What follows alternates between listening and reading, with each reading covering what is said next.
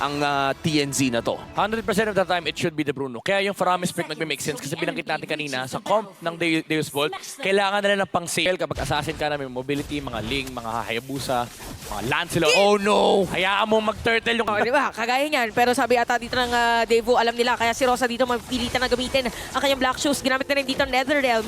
And look at the players. Talaga nagagamit nila ng mga skills. Habang si Apex 47, mapipilitan na mag-flicker out. At okay, ang dami nangyari. Walang magiging casualty at hindi pa rin nakukuha yung pagong. At sisimulan na nga ito muli ng Deus Volt. Mukha namang lamang na ang Devu dito at ibibigay na ata ng Fireflux. Maliban na lamang kung may lilipad na Fanny! Oh, TNZ! Lagi niya tatandaan na pwede may basta-basta na nga lang talagang lumipad. Napadaan lang, nagkaroon pa ng bit-bit pa. Pero mas mabilis ang clear speed ng isang back siya. But Sunset Lover is gonna go down. 2-0 na agad ang ating Laro Chantel. At nandito naman ang mga players ng Devo. Alam nila na kailangan din na bumawi at gumawa ng play. Kaya naman ginamit dito ang implosion pa rin nga lang. Hindi na masasagip pa si Apex 47 na dahil. Nilalagay nun. Oh, Apex 47, diretso na agad sa implosion. Nakakita niya kasi doon. Si Sama Wow. kaya naman parang nagpala long jump doon si TNZ. Pero nandito na yung worthy para kay Carvey. Habang yung mga players naman ng Devo ay diretso with the Netherrealm.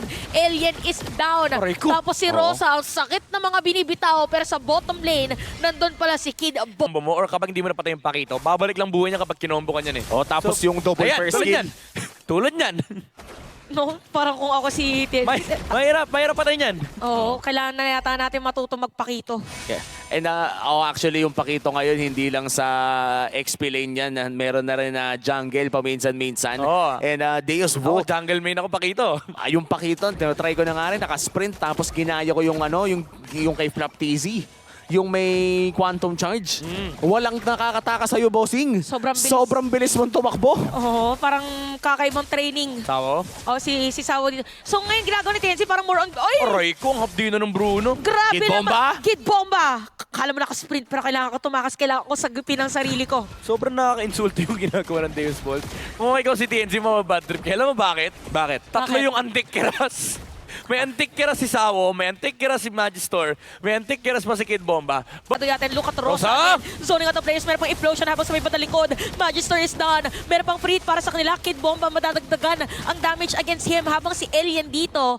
Sinisipa-sipa lang ni Carby. Meron pang paggamit ng conceal para makatakas lang din. TNZ. Independence Rage. Yun yung kailangan intindihin actually ng Deus Volt. No? Ang daming ways for Farflax Esports to engage. Ang gandang setup play si Carby. Ang makukuha nila doon, pero may bawi ang side ng Devo. Pinaka-importante para sa Fireflux. Sila ang makakakuha ng Lord. Talk about Esports during that time talagang napakabilis. Kaya naman lamang na lamang ngayon ng Fireflux sa pagpupush at si Kid Bomba. Grabe si Rosa. Ide-defuse ata.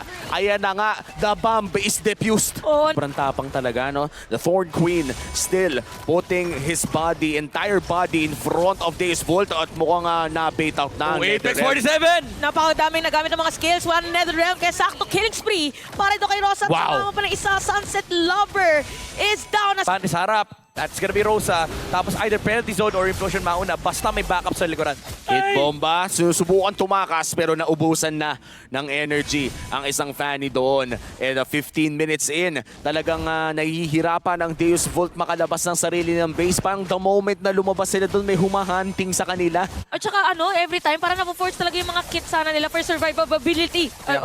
Ginamit yung mga cables dito against sa Magistor. And take note meron Lord, so kailangan pa niya munang humabol. If ever, parang feeling ko fast Lord na to para sa ng Fireflux Esports. Hindi na ata makakabalik in time. Ito yung trinapik na't lahat at iboburst na nga Fireflux Esports secures the second Lord of the game. At kita natin ngayon. Grabe! Grabe yung zone out. Nakita na natin to kanina. Same time, same place. Aray! Pang-glaive kaya sobrang sakit na rin ni Rosa. At hindi nila mahuli yung Fanny. Hindi! Sniper shot! Tumama sa marka!